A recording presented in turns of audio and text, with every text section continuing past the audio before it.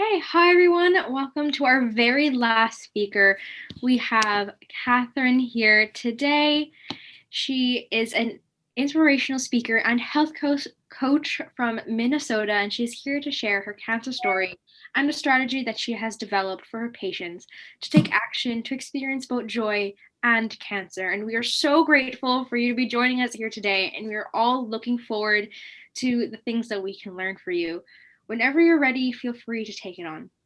Okay, thank you so much to all of you at Cancer Together for hosting this event. I'm really excited to be here. Yes, so I am Katherine. I'm a speaker and a holistic health coach, and I support people impacted by cancer with individual coaching and providing resources and practical tips and emotional support.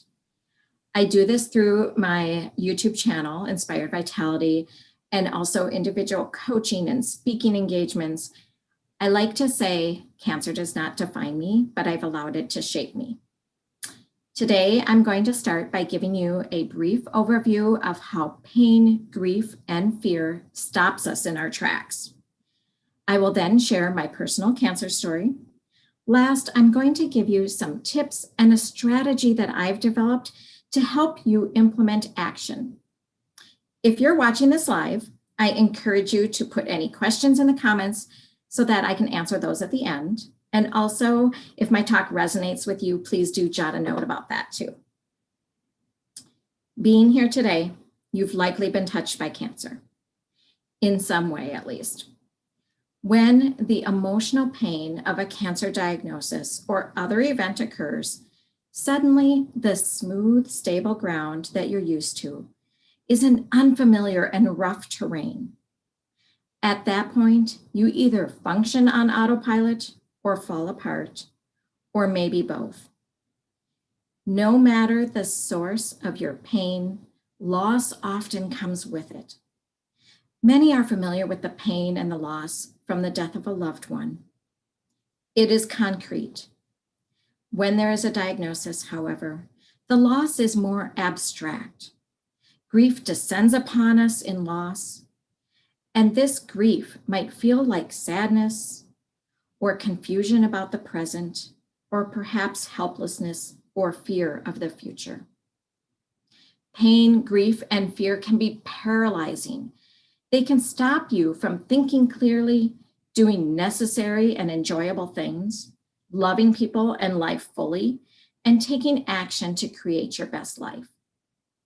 These emotions of pain, grief, and fear are intertwined. Generally, there is an event that causes pain, and it can be emotional, physical, or both. That leads to grief and sometimes losing an identity or that feeling of losing an identity. And then there's fear. However, the sequence is individualized and it's not a linear process. All of these events and emotions can become intertwined. So when being diagnosed with cancer, for example, you may first feel fear, and then physical and emotional pain as you're going through treatments, and grief for what you have lost in the process. Other events may create a different sequence of emotions, and two people with the same experience may intertwine them differently throughout their healing process. For me, I cannot think of any greater fear than suddenly facing your mortality, and in particular, when you have two children who may never live independently. March 5th, 2015, I was diagnosed with stage 3 breast cancer, and my life turned upside down. At the time, I was 46 years old and the mother of twins who have special needs.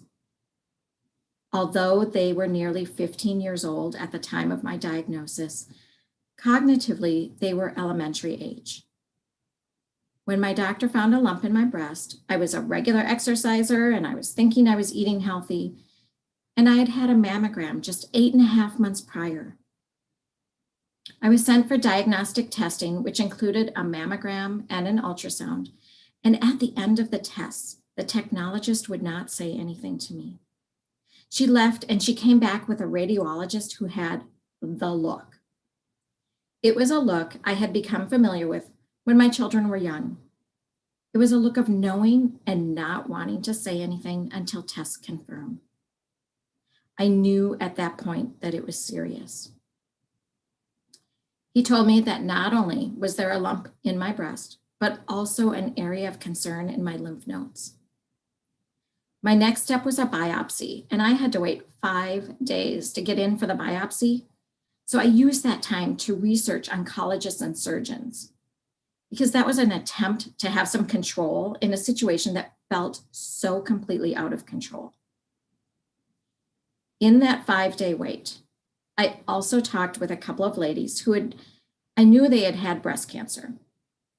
One of them told me that when she was going through chemotherapy, she watched funny movies. At the time, I didn't get it. I felt like, I'm fighting for my life here. How could you laugh while going through chemo? I did ultimately have a few moments of laughter, but for the most part, I was paralyzed in fear and I lacked enjoyment. The doctor I had for the biopsy was more forthcoming with me, and at the end of it, she told me that the tissue did not look like normal breast tissue. She said it would take 1 to 3 days for the results, but the very next day, I received a call from a nurse saying that I did in fact have cancer, both in my breast and my lymph nodes. I jumped with both feet into function mode at first. The process of setting up appointments began, and the following week, I met with my oncologist and surgeon and underwent further testing to check for any other cancer in my body.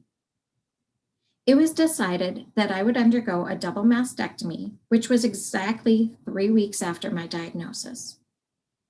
The plan was to get the cancer out of my body as soon as possible, and I set 2 goals for myself: to get healthy and keep things as normal as possible for my children in the process.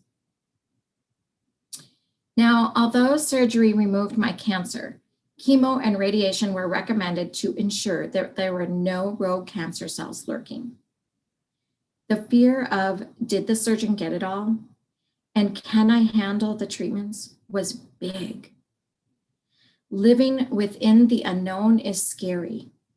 All I could do is take it day by day and step by step, because courage does not mean that you're not afraid. It means that in spite of fear and hesitation, you take action. I began 5 months of chemo in late April, and afterwards, I had the 6 weeks of radiation. At that point, I actually wanted nothing to do with the cancer community. I wanted to move on and get stronger and put myself physically back together. I had been advised to delay reconstruction, and radiated skin takes time to heal. So I rested and I found a great plastic surgeon and began my reconstruction process in June of 2016.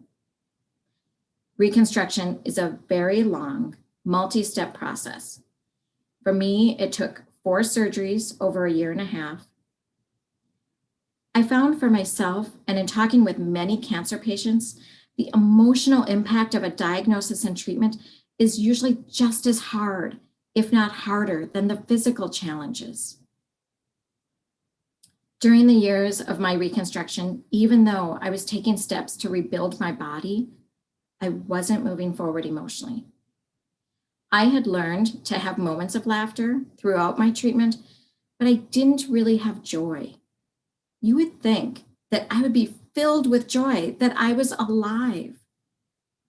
In truth, though, I was struggling with the physical pain, grieving the loss of my old physical body, and stuck in that fear of recurrence. I occasionally participated in online community message boards that were specifically for breast cancer patients. And one night, I was home alone, and I was feeling scared and lonely. The house was completely silent, and I was in my pajamas, sitting on my bed. I had pillows propped up all around me, and I had hot tea on my nightstand and my laptop in front of me. I was scrolling through the message boards, and I read something by another lady that was like a rope being tossed to me in the quicksand. She said, "I don't want to look back decades from now and realize I had lived that entire time in fear. As I emerged from the quicksand, I suddenly felt like I was jolted from a really hard sleep. You know, when you're woken suddenly and you are a little bit confused but wide awake at the same time? It was those faceless ladies in the online community who really understood what I was going through and accelerated my emotional healing. They helped me to learn that pain and grief and fear may still be there, but I wasn't going to allow myself to be limited by possibilities. About the same time, I became friends with a woman named Rachel, and she was in that same online community. She was 33 and had stage 4 breast cancer when we met. I resisted the friendship at first because it was hard. It was hard to know that what she was going through and know that if my cancer came back, I'd be facing the same challenges. At that point, her cancer was in her bones and her brain. Although she was in another state, we quickly became close friends. We often laughed and cried in the same conversation, talking about everyday things like our children, and then talking about death and dying. Without realizing it at the time, she was teaching me countless lessons. There was a practical side to the friendship too. Because of my own cancer and the extensive medical experience with my children, I was able to provide Rachel with tips for her nausea, for example, or questions to ask her doctor. I was also that person that she could say anything to because I was familiar with the disease, yet outside of the family dynamics. It was hard sometimes having a friendship with somebody you know is going to leave you. But it taught me that when you face your anxiety and you go beyond the boundaries of limited perceptions of yourself, you experience things that will change you for the better. I'm extremely honored to have walked the last year of Rachel's life with her. During this healing process, I began exploring my future and thinking about ways to improve my overall health. And that led me to begin my studies with the Institute for Integrative Nutrition in July of 2017. And that's where I learned dietary theories, but also the holistic approach to health by taking into consideration all areas of a person's life. Health is not just what you put into your mouth or the exercise that you do. It's about spirituality and quality relationships and perhaps your school or career. IIN also expanded my interest and knowledge of lifestyle practices. And I really respect and appreciate Western medicine, but I also believe in complementary methods of healing, such as massage and acupuncture. Even throughout my studies with IIN, I did not intend to become a health coach. And I certainly did not want to immerse myself in the cancer community. I appreciate those on the front lines doing the walks and raising money, but I didn't want to be labeled as that person who had breast cancer. My children have multiple diagnoses, and I've always believed that these diagnoses are things that they have and not who they are as people. That's what I wanted for myself. I wanted to be someone who had cancer and not defined by it. However, facing my fear of forming a bond with someone who is dying from the same type of cancer that had once been in me allowed me to see that I had something to offer. It allowed me to see my purpose. And that's when I knew that I could be in the cancer community and make a difference. I knew I had to go forward in helping those affected by cancer and by being that person that somebody can come to for guidance and resources and compassion. I knew I had to take a risk in speaking about cancer. I also knew that cancer would not define me, but that I would allow it to shape me. In June of 2018, I began my holistic health coach business, Inspired Vitality. There are things that I have done since starting my business that were outside of my comfort zone, hard things and scary things that allow me to do what I'm passionate about. and have opened up new opportunities for me. Living my purpose brings me joy, despite any pain, grief, or fear. They can and they do coexist. And I'm going to share some slides with you now. Just give me 1 second. Okay. And I believe you can see that kitten on the screen, right? Yes, it's perfect. Okay. Just give me 1 second to rearrange a little bit. So as I've said, pain, grief, and fear become intertwined. Emotional pain and grief, such as the death of a loved one, can evolve to physical pain, while physical pain can impact your emotions. When fear induces that fight or flight response, it can cause various physical symptoms, such as butterflies in the stomach, increased heart rate, and muscle tension. Fear can be a reaction to stress, and stress over time can lead to inflammation and disease. So what can you do? The determination that I used to get me through my cancer and recovery has enabled me to develop strategies to go forward with, and I'm going to share my tips and strategies with you now. Tip number 1 is a reference point. So you're going to use something in your life that you have overcome as a reference point to remember how amazing you are and that you can do it.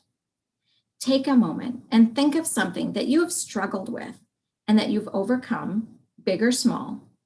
Maybe it has to do with eating well or feeling overwhelmed or a relationship, but give yourself a pat on the back for overcoming that challenge. And tip 2, whatever you're doing with your life, focus on gratitude and serve to crowd out that fear. Just like with you people here at Cancer Together who come from a heart-centered place, you're less likely to allow your fears to get in the way when you're doing that. I've also developed a strategy.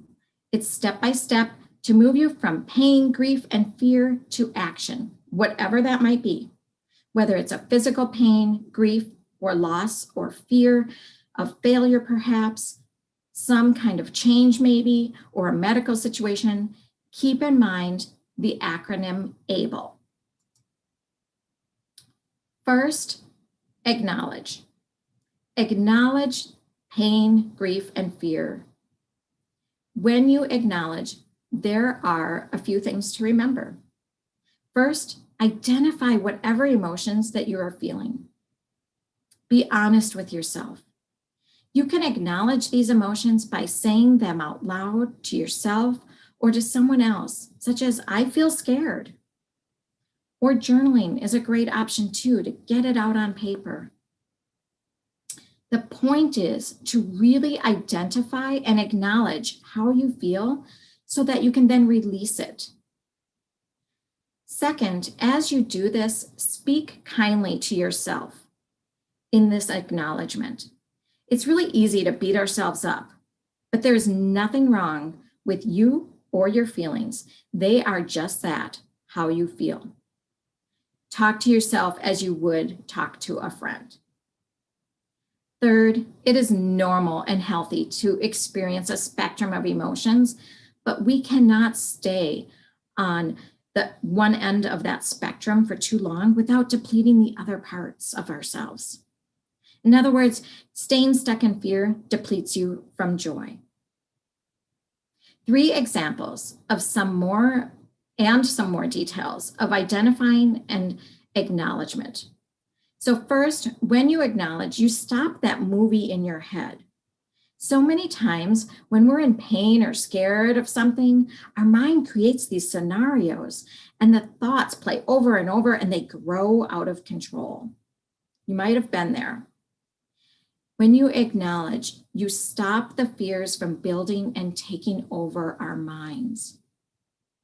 For example, if you're thinking about applying for a job and you really want it, fear might tell you, that you might not get the job, you might fail, you might get fired, and it's growing and it's growing. That movie in our head goes to the worst case scenario. But we can reframe it or do a take two of the movie by acknowledging our fear and say to ourselves, I'm scared about applying for this job potential. Yet I'm going to do it, and I'm going to crush the interview, and I'm going to get this job and work really hard and be great. Second, when I was first diagnosed with cancer, I was really scared. Throughout the treatment, I had physical pain, and I was angry and I felt sad. I felt these things, but I didn't really identify or allow myself to acknowledge my emotions. In order to do this, it might mean you have to ask yourself some questions. And that's going to help you go deep. For me, this self-talk process could have looked like, hey, I was just diagnosed with cancer and I'm scared.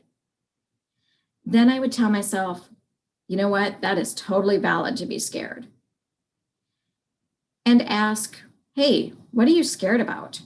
And I would answer, dying, leaving my kids to grow up without their mom. Diving deep with these questions allows you to take away the power of the emotion and then release it. Third, acknowledge the positive emotions too. And I'm not talking about the social media version either. When I went bald, I remember saying how great it was that I wasn't going to have to shampoo my hair and I'd save money on haircuts and all of those things. That was the social media version trying to be positive. In hindsight, picking out a wig with a friend was fun. But at the time, I didn't allow myself to just let go and truly have fun with it. I'm telling you right here, right now, it's not only okay to have joy amidst trauma, but it is good for you. So this is my lesson. Do as I say, not as I did. The next step in the ABLE system is to breathe. Breathing deeply helps us to quiet our overactive nerves, releasing the tension in your body that you may not even realize exists. Regardless if you are aware of these emotions that are impacting your body, when you pause and you breathe, you do not allow the pain and the grief and the fear to control you or define you. You will always have stress, but really what matters to your brain and your body is how you respond to that underlying feeling and reaction to stress. My favorite breathing technique is called the 478 by Dr. Andrew Weil, also known as the relaxing breath. It is intended as a natural tranquilizer for the nervous system. And I'm actually going to do a demonstration of it right now. And if you'd like to participate and do it along with me, that's fantastic. First, I'm going to describe it, and then I will actually demonstrate it for you. It's called the 478 because you inhale for a count of 4, you hold for a count of 7, and exhale audibly for a count of 8. And when you exhale, your lips are pursed, or you kind of stick them out. When you first start practicing this exercise, you may not necessarily be able to hold or exhale for the full count, and that's okay, it's a practice. During this entire exercise, the tongue is positioned behind the upper front teeth in the soft palate area. And you actually begin by exhaling, and then you begin the cycle of the 478. And Dr. Weil suggests that you do it twice a day to help calm your nervous system. So I'm going to demonstrate it for you now. And it's a little bit awkward to count and, do this on video, but I will. So if I'm a little bit off, don't time me on it. Okay. So first I'm going to exhale.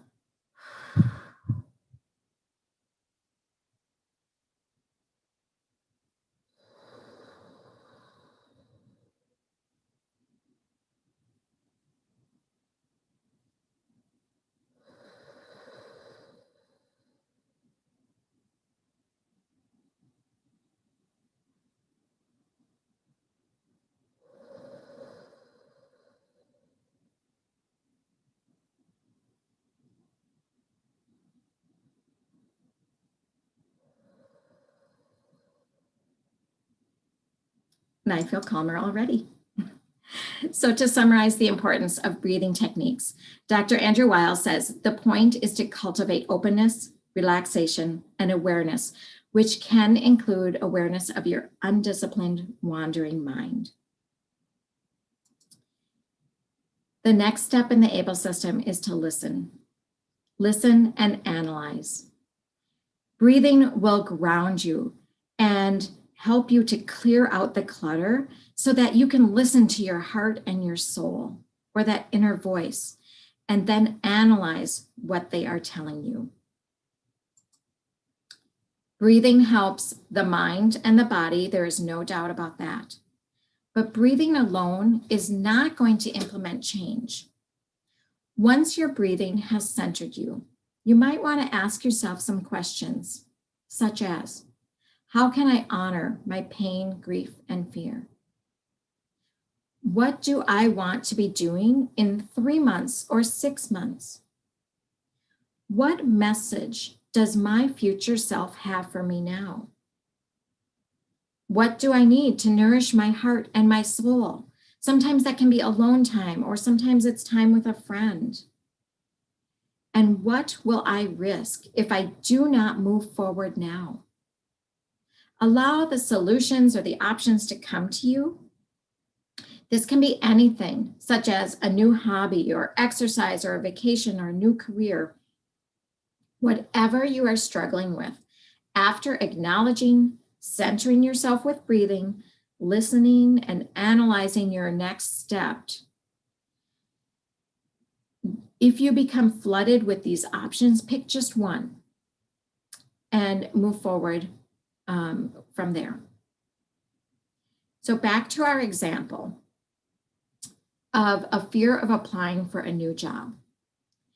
Maybe even after trying to reframe your fears and you're still scared, so you acknowledge it and you center yourself with your breathing and you ask yourself where you want to be in 6 months. And if this job you are considering applying for is something that would fulfill you. I've never considered myself a big outdoors person, but in the last couple of years, when I identify and acknowledge feelings of overwhelm, for example, pause and breathe, I often instinctually feel a need to walk in nature. My body tells me what it needs to bring me from overwhelm to joy, but I need to listen and pay attention to the cues. The last step is to execute. You execute a plan with action. And it's actually a big step that comes in 2 parts. First, you prepare, then you execute. One of the ways to do this is by creating a SMART goal. It is an option to help you organize your thoughts and give you a sense of direction for your ultimate action. A SMART goal is specific, meaning what is your goal? It is measurable. Measurable is how you will measure your progress. Attainable or achievable, meaning do you have the skills or tools you need? Realistic or relevant, is this goal realistic and why is it important to you? And timely or time bound, when are you going to complete the goal? An example of a SMART goal for a person who is about to graduate and will be looking for their dream job would be for them to say, for example, I will obtain a job as a high school math teacher within 3 months after graduating with my Bachelor of Science degree. This one sentence has all the components of the SMART goal. It is specific. The goal of becoming a high school math teacher is well defined. It is measurable. Success can be measured by the number of applications, interviews, and job offers. It is achievable. The goal setter will have the appropriate degree for the job. It is relevant. The goal setter is planning to get a job in the education industry after getting education degree. And it is time-based. The goal setter has set a deadline to achieve their objective within 3 months after graduation. Many people get through those first 3 steps of the ABLE system and even into preparation, and then they stop. The final step of executing the plan or physically doing the action may be the hardest. But really consider whatever your pain is, that is the hard stuff. Use that pain as a reference point. Tell yourself that if you can make it through whatever challenge you're experiencing, you can take that step toward living more fully. If all else fails, act as if. When you act as if you can do something, it will feel awkward at first, but eventually it'll feel more natural. I'm going to go through the examples of the ABLE steps with taking into consideration pain, grief, and fear as it relates to cancer. So, for example, for pain, I have physical pain as a result of my cancer treatment. I have neuropathy, in other words, nerve damage in my feet that can become very painful.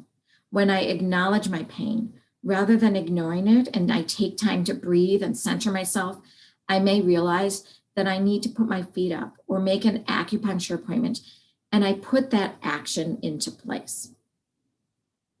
With grief, I still grieve for my friend, Rachel, who died from breast cancer. I acknowledge that the grief can cause sadness, and after grounding myself, I realize that I miss talking with her, that is what I need, so I can journal a conversation. And I also know through that journaling that the best way that I can honor her is to remember our laughter as I live with passion and joy. And with fear, for all cancer patients, there can be moments that trigger fear, like follow-up testing for appointments. It's important to share this with your loved ones and your care team. Say it out loud and acknowledge that sometimes it's still scary. Breathe to prepare. Listen to your inner voice and hear what you need and make a plan. Breathing helps me to calm myself before my follow-up appointments.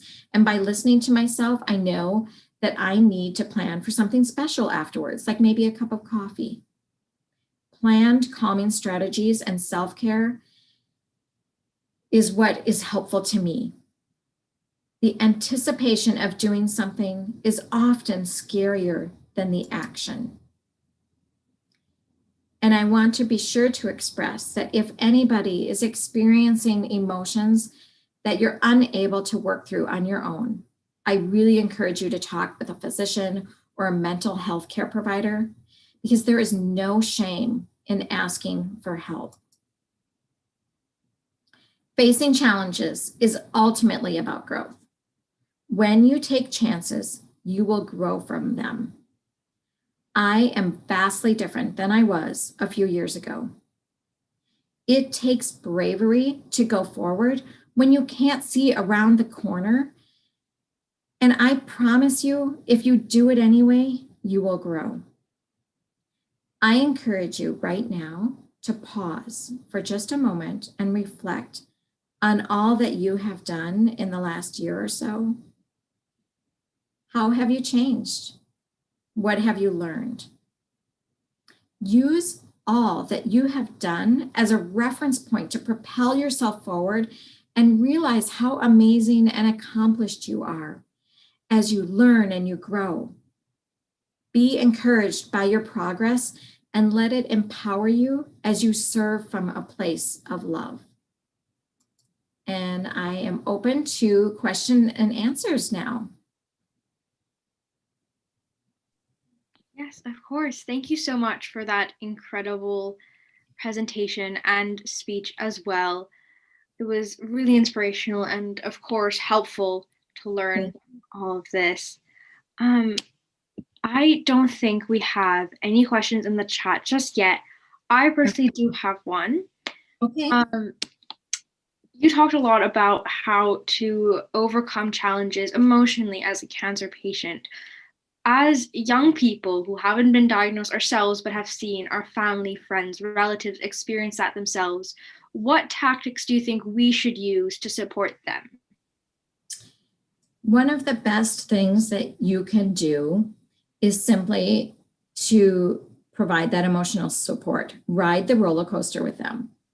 Understand that going through cancer is the biggest of big roller coasters. You're going to go up and down, and it's going to be really big highs and really low lows. And just allow them to express their feelings. In other words, don't disappear, because it would surprise you to know with relationships, and I was surprised that some people I expected to be there for me weren't, and people that showed up that I didn't know would be there. And you to bring that joy to them occasionally, even just sending a text saying, hey, I'm thinking of you, or an email, or if you know that they like a particular, like if they love puppies, maybe send a YouTube video of puppies that are falling down, just to like bring some joy to their day. Of course. Thank you. Priya, do you Yeah. have any questions? I do not have any questions. You covered it all. Okay, well, thank you so much for having me. Yes, Thank you I so absolutely much. love it. And I love the tactics, especially the breathing. It was really helpful. Wasn't on camera, but I was definitely following along, and I felt relaxed at the end. So it was amazing. Awesome. I'm so glad. You two are doing an amazing job, and I so appreciate the work that you're doing, and I applaud you.